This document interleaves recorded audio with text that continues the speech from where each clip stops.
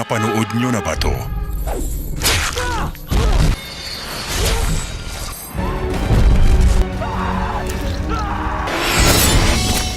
Pero bago ang lahat, shoutout muna kina Aiza Junaid, Mario Bayagna ng Calamba Laguna, Phoenix Vlog, at Mark Daniel Garcia.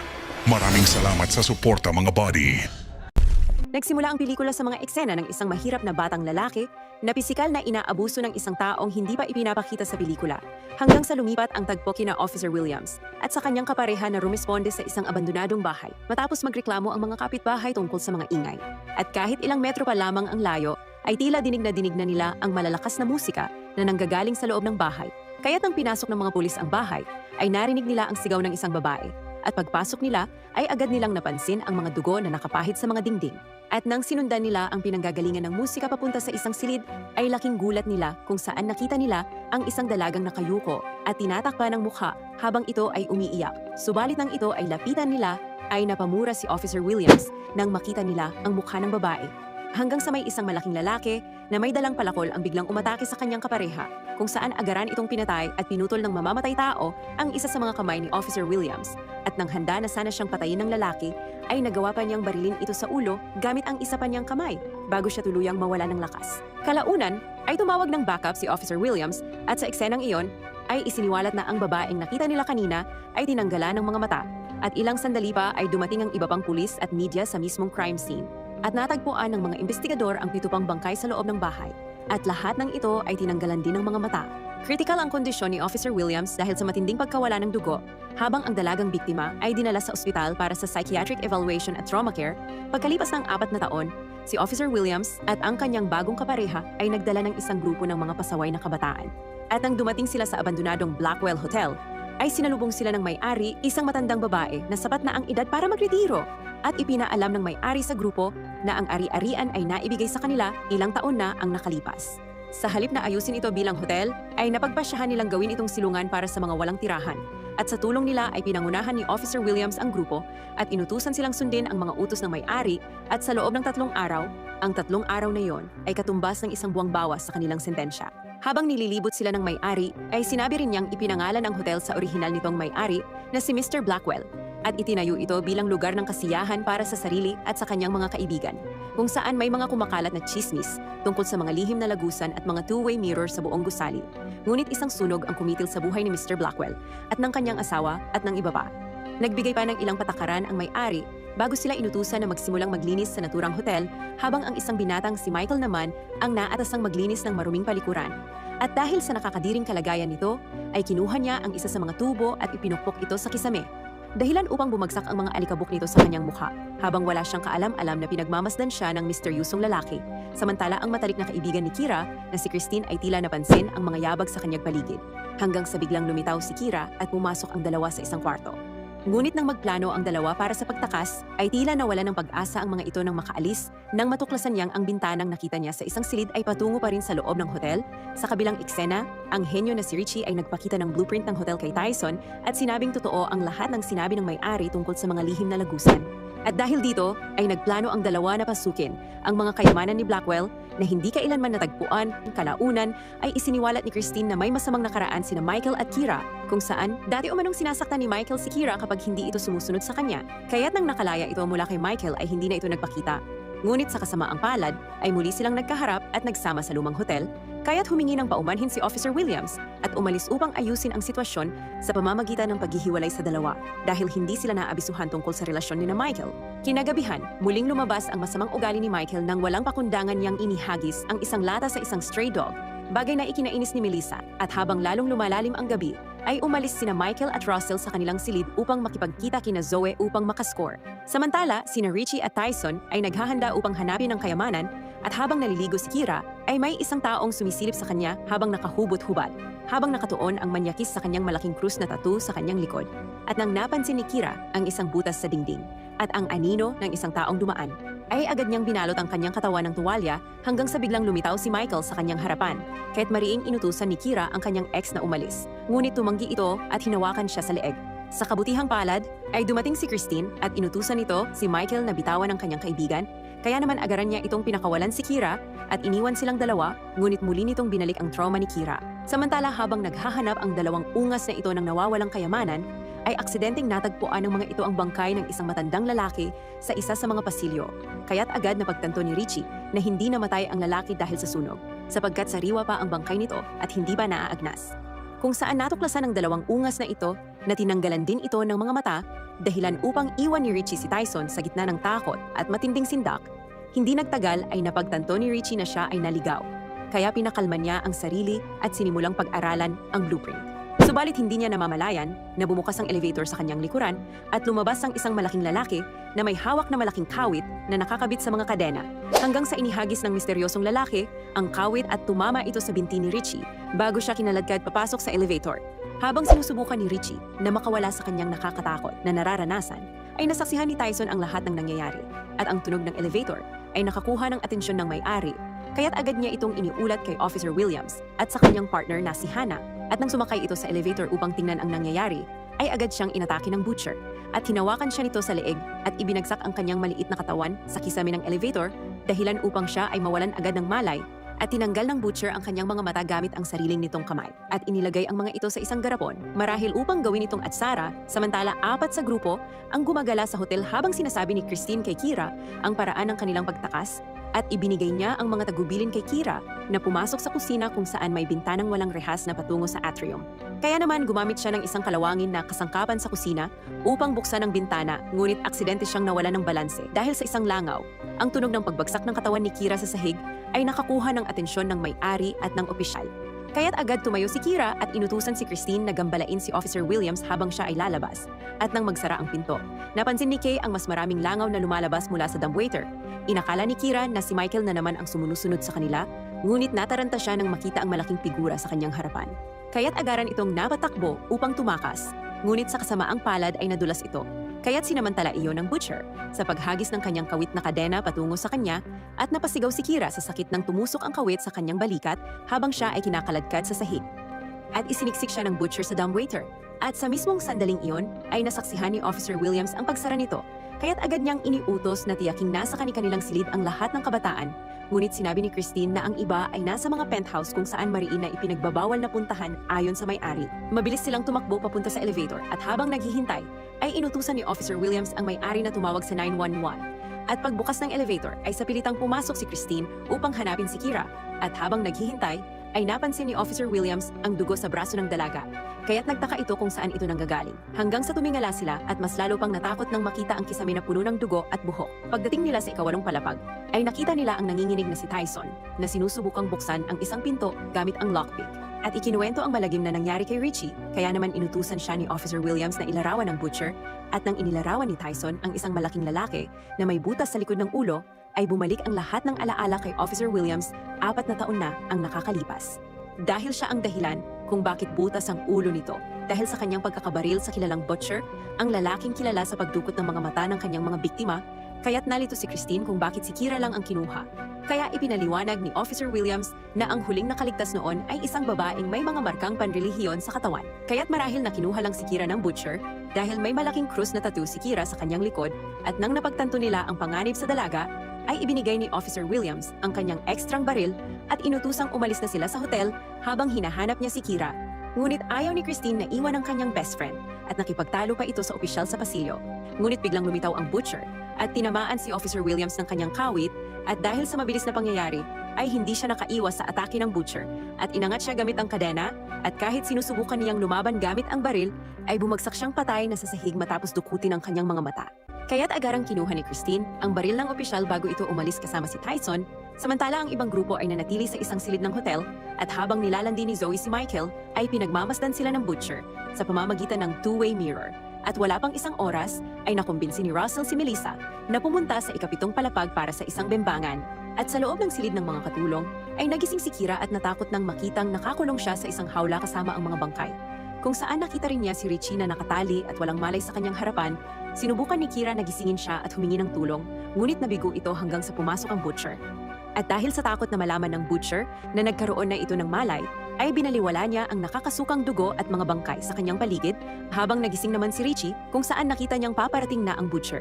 At kahit na paulit-ulit itong nagmamakaawa, ay walang pa rin itong awang tinanggalan ng mata ng butcher habang ito ay sumisigaw sa sakit at tumatalsik ang dugo sa sahig. Samantala, napahiya si Michael nang subukan niyang akitin si Zoe upang magpautog, ngunit tinawanan lamang siya nito ng sarkastiko. At sa kabilang eksena ay kinaladkad ng butcher si Kira papalabas ng hawla at pinunit ang kanyang mga damit. Hanggang sa may narinig siyang boses sa kanyang isipan at dinala si Kira sa CR at pilit na itinaas ang mukha nito sa showerhead at sa sandaling iyon ay muling naalala ng butcher ang ginawa sa kanya nung siya ay bata pa lamang. Kung saan pinipilit din siyang buksan ang kanyang mga mata habang hinuhugasan ang kanyang mga kasalanan at habang naglalampungan sina Melissa at Russell ay may tali sa ilalim ng kanilang kama na nakakabit sa isang kampana at nang ibinalik ng butcher si Kira sa hawla ay tumunog ang kampana bago siya umalis. At nang napansin ni Melissa na may kakaiba sa salamin ay agaran niyang tinawag si Russell at nang tingnan nila ito ay napagtanto niyang two-way mirror ito hanggang sa biglang lumitaw ang anino ng butcher. Dahilan upang natakot ang dalawa at napatakbo papalabas at napunta sa storage room. At habang tinatakpan ng kanilang mga bibig ay dumaan ang butcher sa kanilang pinagtataguan hanggang sa nakakita si Russell ng isang hose kaya't itinali ito kay Melissa upang makababa sa bintana at habang dahan-dahang ibinababa ito ni Russell ay bigla siyang hinila pabalik ng butcher kaya't di mapigilan mapasigaw si Melissa nang makita siyang kinakaladkad siya pabalik. At sa kanyang pagpupumiglas ay napulupot ang hose sa kanyang mga paa at tumama ang kanyang ulo sa pader. Dahilan upang napangiti ang butcher bago binitiwan ng host at nabasag ni Melissa ang salaming bubong at bumagsak sa lupa dahilan upang nabali ang kanyang braso. Samantala ay tinanggalan ng butcher ng mga mata si Russell habang may isang aso naman ang lumapit at dinilaan ng dugo ni Melissa. Ngunit di nagtagal ay dumating ang iba pang mga aso at pinagtulungan siyang mukbangin ng mga ito. At habang naghihintay ng elevator, nakita ni Michael ang butcher at nagawang naitulak si Zoe bago siya nito atakihin. At pagkatapos ay agaran silang tumakbo patungo sa isang pangsilid. At nang hindi sila makita ng butcher, ay pansamantala na muna itong umalis. Ngunit nang tumunog ang cellphone ni Zoe, ay bumalik ito at pinilit lunukin ang cellphone nito hanggang sa ito ay mabulunan habang naaalala ang ginawa rin sa kanya nung siya ay bata pa lamang. Hanggang sa kinaladkad pa ito papalabas upang parusahan, habang tahimik naman na pinanood ni Michael ang lahat ng nangyayaring kabrutalan kay Zoe. Samantala, inihahanda naman ni Christine ang kanyang baril kung sakaling lumabas ang butcher, hanggang sa makarinig ang mga ito ng mga yabag. Kaya't agarang pinagbabaril ni Zoe kung nasaan ang ingay. Subalit napagkamalan lang pala nila si Michael at nakahinga ang mga ito ng maluwag, habang ang butcher naman ay masayang pinagmamasdan ang kanyang nakolektang mga mata sa isang grapon. At nang makakita sila Michael ng isang tripwire, ay hinila nila ito dahilan upang ito ay tumunog at nalaman ng butcher kung saan sila naroroon. At nang makarinig sila ng ingay, ay agad nila itong inabangan sa isang elevator. Subalit nang ito ay magbukas ay laking gulat nila nang wala ito sa loob hanggang sa biglang lumitaw ang butcher sa isang gilid at inatake sila. At nang sinubukang labanan ito ni Michael, ay iniumpog lang siya nito sa pader hanggang sa mawalan ito ng malay. Habang sina Tyson at Christine naman ay agarang pumasok sa elevator upang tumakas. Subalit bago pa man sila makalayo ay dinurog nito ang elevator gamit ang kanyang palakol. At sa kabutihang palad ay nagawa ni Tyson na makaakyat sa itaas at agarang hinila si Christine bago pa man makapasok ang killer. At nang sinubukan pang habulin ng butcher sina Tyson ay kinuryente siya nito dahilan upang nakatakas ang dalawa at pagkatapos ay umakyat ang dalawa sa hagdan upang hanapin si Kira at nakita ang ilan pang mga bangkay sa parte ng kwarto hanggang sa narinig nila ang sigaw ni Kira kaya't agaran nila itong hinanap at natagpuan ang lihim na taguan ng butcher. At nang makapasok ang mga ito ay laking gulat nila nang makita nila ang mga pader na puno ng pera at mesa na may mga garapon ng tubig at may mga mata ng tao hanggang sa nakita nila si Kira sa hawla na puno ng nakakadiring mga bagay.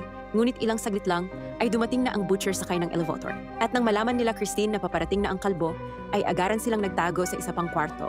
At nang sinubukan ng butcher na ilabas si Kira sa hawla, ay narinig niya ang mga binasag na grapon ni Tyson kaya ito napatakbo at agarang pumasok sa kanyang kwarto. Habang si Christine naman ay palihim na binalikan si Kira upang palayain, subalit dinala pala ng butcher ang susi dahilan upang nanghina si Christine. Ay, tanga mo! At nang makita ng butcher ang mga nakolektan niyang mga mata sa sahig, ay labis itong nagalit at inatake si Tyson gamit ang dala niyang kuryente at paulit-ulit na inipit ang kanyang katawan sa pader gamit ang mesa. At habang pilit na inilalabas ni Christine ang kanyang kaibigan, ay bigla namang dumating ang may-ari na si Margaret. Dahilan upang makahinga ng maluwag si Kira habang nagtago naman si Christine sa ilalim ng mesa sa pag-aakalang ito ang butcher.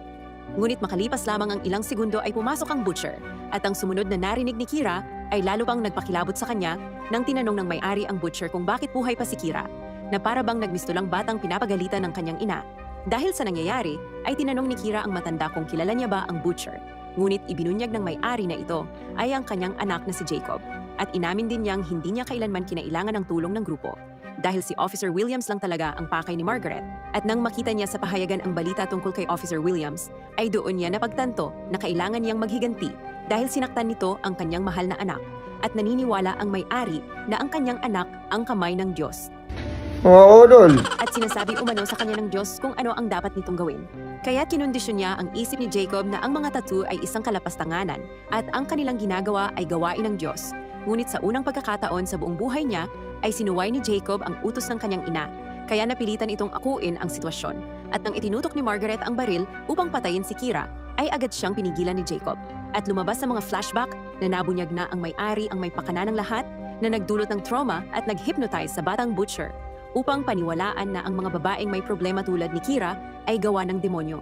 Subalit nang maalala ni Jacob ang lahat ng pang-aabuso ni Margaret sa kanya, ay itinulak niya ang kanyang ina patungo sa pader, kung saan tumusok ang malalaking tornilyo sa katawan at ulo nito habang umiiyak si Jacob para sa kanyang ina. At pagkatapos ay kinaladkad ni Jacob si Kira palabas ng hawla at ng silid, habang kinuha naman ni Christine ang nalaglag na baril at hinanap sila hanggang sa makarinig siya ng isang awiting panrelihiyon. Bagamat kinilabutan, ay sinundan niya ang musika patungo sa isang silid, kung saan nakita niya si Jacob na marahang hinahaplos ang buhok ni Kira habang ito nakahiga sa kanyang kandungan. Namistulang tuluyan nang nawala sa katinuan si Jacob at hindi niya napansin ang pagdating ni Christine. Sinubukan ni Kira na makawala, ngunit mas hinigpitan ni Jacob ang pagkakahawak sa kanya habang dahan-dahang lumapit si Christine at kinalabit ang gatilyo ng baril. Ngunit sa kasamaang palad ay wala na pala itong karga. Subalit ang tunog ng gatilyo ang nagpaalala kay Jacob sa kanyang kabaliwan, kaya't agad niyang sinakal ang dalawa at itinulak niya si Kira sa sahig at nakahanda ng dukutin ang mga mata ni Christine. Sa kabutihang palad ay dumating si Michael at inatake si Jacob, kaya't agad na tumakbo pa itaas sina Kira habang pinupuruhan ni Michael ang butcher at agarang sumunod kina Kira papasok sa isang silid. Ngunit ilang saglit lang ay agarang hinanap sila ni Jacob at narinig nito ang pagbagsak at pagkabasag ng mga pinggan ay agad niya itong pinasok. At nang makapasok na ito sa kwarto ay lumabas si Michael upang atakihin si Jacob habang hinampas naman ni Kira ang ulo nito gamit ang lababong nabasag sa banyo at bago pa man makabawi ang butcher ay itinulak naman siya ni Christine patungo sa bintana gamit ang isang kahoy na silya. Gayunpaman, sa pag-aakalang tuluyan na itong nahulog, ay daglian silang nagpahinga hanggang sa biglang hinawakan nito ang kamay ni Christine at gustong isama sa kanyang pagkakahulog habang si Michael ay patuloy na hinahampas ang kamay nito upang mahulog. At nang mabitawan ni Jacob ang braso ni Christine, ay agaran nitong kinuha ang isang tubo mula kay Michael at isinaksak ito sa ulo ni Jacob dahilan upang napasigaw ito sa sakit at tuluyang nahulog sa mataas na gusali ng hotel at natusok ang puso nito sa isang bubog na siyang tuluyang kumitil sa kanyang buhay. At nagtapos ang pelikula habang naglalakad palabas sina Christine, Michael, at Kira papalabas mula sa literal na impyerno ng hotel ni Mr. Blackwell. Nagsimula ang pelikula sa dalawang embalsamador na sina Amy at Seth kung saan nilalagyan nila ng gamot ang isang bangkay upang hindi mangamoy. Hanggang sa ayain ni Amy lumabas si Seth para sa kanyang kaarawan ngunit tumanggi naman si Seth at sinabi na marami pa silang gagawin sa morgue. At ilang saglit lang ay sinurpresa si Amy ni Seth sa pamamagitan ng pagbigay ng cake nito sa kanya. At habang nagpapalit na ng damit si Amy upang makipagkita sa kanyang kaibigan ay bigla namang nag-inform ang kanilang boss na mayroon pang 9 na katawan ang darating sa kanila galing sa Black Hotel na minurder kabilang na ang katawan ng serial killer na si Jacob Goodnight. At nang malaman ito ni Amy ay ibinalik niya ang kanyang uniform upang tulungan ang kanyang mga katrabaho. Lumipat ang eksena sa loob ng ambulansya at makikita na nire-revive ng mga medic ang katawan ni Jacob hanggang sa tuluyan na itong hindi humihinga. At nang makarating na ang mga katawan ay agad nila Amy at Seth na sinuri ang mga bangkay at nilinis. Habang naglalakad si Amy sa hallway ay may isang boses ang tumatawag kay Amy na nagmula sa isang kwarto kaya naman agad niya itong pinuntahan. At nang ito ay nakapasok na ay nakita niya ang mga katawan na nakatalukbong ng isang kumot ang bawat katawan nito hanggang sa may isang kamay ang humawak sa balikat ni Amy kaya naman napasigaw ito sa takot. Hanggang nagtayuan na ang mga nakahiga sa kwarto at mapag-aalaman na ito pala ay mga kaibigan ni Amy na gusto siyang surpresahin. At dito rin lumabas ang boss ni Amy na isa rin pala ito sa kasabwat ng mga kaibigan ni Amy kaya naman labis ang tuwa nito sa kanyang kaarawan. At ilang saglit lang ay dumating rin si Seth kaya naman agad nitong ipinakilala ni Amy sa kanyang mga kaibigan maliban sa kanyang kapatid na si Will. At habang nakikipag-usap si Amy sa kanyang kaibigan na babae ay biglang nilapitan ni Will si Seth at tinanong kung may gusto ba ito sa kanyang kapatid. Kaya naman binalaan si Seth ni Will na hindi ito pabor sa kanilang trabaho dahil hindi ito nararapat para sa kanyang kapatid. At upang maiwasan ni Seth na magkaroon ng conflict kay Will ay nagpaalam na ito kay Amy at sabay bumalik sa kanyang trabaho. Habang si Tamara naman ay sinusubukang makipag-flirt sa boss ni Amy at tinanong kung nasaan ang bangkay ni Jacob Goodnight. At nang malaman na ni Tamara kung nasaan ito ay nagpanggap ito na gagamit ng CR kasama ang boyfriend nitong si Carter. At dahil nakita ni Amy na tila ininsulto ni Will si Seth ay pinagalitan niya ito dahil sa palagi na lang ito nangangialam sa kanyang trabaho at buhay. Kaya naman sa galit ni Amy ay umalis na lang ito pabalik sa kanyang trabaho. Lumipat ang eksena kina Tamara at Carter kung saan nakarating na sila kung nasaan nakalagay ang katawan ni Jacob. At dahil sa gustong makita ni Timara ang mukha ni Jacob ay inalis niya ang tila na nakatikip sa mukha nito kaya naman sa sobrang tuwa nito ay pumatong ito sa katawan ni Jacob at hinalikan. At dahil nainggit rin si Carter ay humirit din ito kay Timara at nagsimulang magsayawan sa harap ni Jacob. At habang hinahabol ni Will ang kanyang kapatid ay naiwan naman silang dalawa ni Kayla kaya naman nag-usap ang dalawa hanggang sa naglampungan. Balik ang eksena kina Timara at Carter habang busy ang mga ito sa kanilang yuga sa harap ni Jacob ay laking gulat ng mga ito nang makita nila na wala na ito sa kanilang harapan. Kaya naman agad tumigil ang mga ito sa kanilang yoga at ilang saglit lang ay biglang nag-blackout sa lugar. At habang nagtataka ang dalawa ay biglang tumayo sa likod nila si Jacob at agad nitong dinak na si Carter kaya naman sa takot ni Timara ay napatakbo ito papalabas. Habang nasa isang alanganin si Carter kay Jacob ay tila nagmamakaawa ito sa serial killer ngunit ilang saglit lang ay sinakaw siya nito ng walang pag-aalinlangan. Habang hinahanap ni Amy si Seth ay nakita niya sina Will at Kayla na naglalampungan kaya naman agad napatigil ang mga ito. At sa punto rin yun ay naghahanda na rin si Jacob para sa kanyang gagamitin na pang-torture sa kanyang magiging biktima at nagsuot ito ng maskara upang matakpan ang kanyang mata na nawala. Habang nakasakay sa isang wheelchair ang boss ni Amy ay narinig nito ang sigaw ni Timara kaya naman agad niya itong sinundan. At dahil rin doon ay narinig rin nila Will, Kayla at Amy ang sigaw ng kanilang kaibigan. Habang hinahanap ng kanilang boss si Timara ay laking gulat nito na nasa likuran na niya pala si Jacob kaya naman agad itong pinatakbo ang kanyang wheelchair ngunit kalaunan ay natumba rin ito. At dahil sa kagustuhan nitong makatakas ay gumapang ito hanggang sa naramdaman nito na may isang nakatarak na patalim na pala sa kanyang binti kaya naman agad itong hinihila ni Jacob. At dahil sa sigaw ng boss ni Amy at Timara ay nagsimula na ang mga ito na magtaka at matakot kaya naman agad nilang pinuntahan ang bawat kwarto hanggang sa napag-alaman nila na nawawala na ang katawan ng serial killer. Hanggang sa nakakita ang mga ito ng dugo sa isang freezer at nang binuksan nila ito ay dito nila nakita ang wala ng buhay na katawan ni Carter. At habang naglilinis si Seth ay biglang nawala ng ilaw sa buong gusali kaya naman agad itong lumabas upang hanapin si Amy at mga kaibigan nito habang sila Amy naman ay tila natatarante na dahil sa nakita na katawan ni Carter. At habang naglalakad ang mga ito sa hallway ay nakita ni Amy ang kanyang boss na nakahandusay na sa sahig at nagbigay ito ng babala sa kanila hanggang sa bawian na ito ng buhay kaya naman sa takot ng mga ito ay agad nang tumakbo ang tatlo papalabas ng gusali hanggang sa nakasalubong nila si Timara na takot na takot. At upang malaman nila kung sino ang may kagagawa ng mga ito ay sinabi ni Timara na si Jacob ang salarin sa pagpatay kaya naman nag-alangan ang tatlo na imposibleng si Jacob ang salarin dahil dumating ito sa kanilang morgue na wala ng buhay. Habang hinahanap ni Seth sina Amy ay pumunta ito sa isang kwarto at dahil sa hawak nitong susi ay nahulog nito ang kanyang dalang flashlight at nang ito ay nadampot niya ay nakita niya si Jacob na nakatayo sa kanyang harapan at agaran siya nitong inaatake at sinusundan kung saan man siya magpunta. Habang sila Amy naman ay naghahanap ng lagusan papalabas ng gusali ay napunta sila sa isang pinto na tila nakalock. Hanggang sa biglang lumabas si Seth sa likod nito at agarang binuksan ang pinto upang hindi mahuli ni Jacob.